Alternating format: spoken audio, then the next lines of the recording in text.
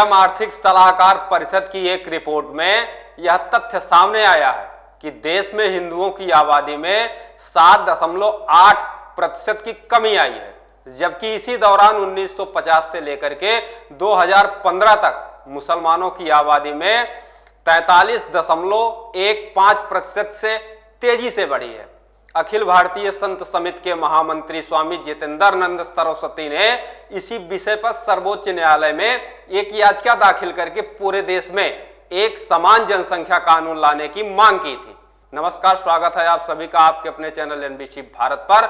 मैं हूं आपके साथ वेद प्रकाश मिश्रा। मीडिया से बातचीत के दौरान इस मुद्दे पर क्या कहा, आइए समझते हैं। उन्होंने कहा कि देश में हिंदुओं की आबादी तेजी से घट रही है, जबकि मुसलमानों की आबादी बेहिसाब तरीके से बढ़ रही है। कुछ राजनीतिक दल अवैध बांग्लादेशियों और रोहिंग्यों को लाकर के इस देश में मुसलमानों की आबादी बढ़ा रहे हैं, लेकिन चिंता की बात है कि जब किसी देश की मूल आबादी की तुलना में किसी दूसरे वर्ग की आबादी बढ़ती है तो देश के टुकड़े टुकड़े हो जाते हैं। पूरी दुनिया के इतिहास में इस तरह का उदाहरण भरा हुआ है।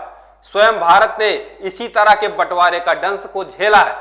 इसलिए मेरा मानना है कि यदि भारत देश को दोबारा खंडित होने से बचाना है तो देश में एक समान जनसंख्या नियंत्रण कानून लाना ही होगा।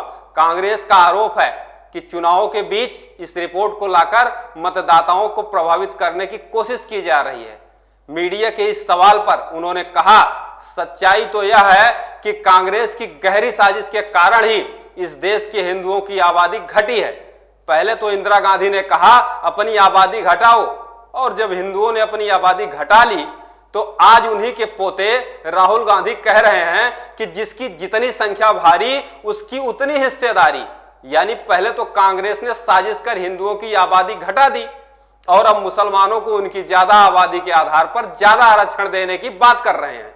सीधे तौर पर यह दिखाई देता है कि कांग्रेस ने देश के हिंदुओं के साथ एक साजिश रची है और आज उसी का परिणाम हमारे सामने दिखाई दे रहा है। देश के हिंदू समाज को यह सोचना चाहिए कि उसके साथ क्या हो रहा है।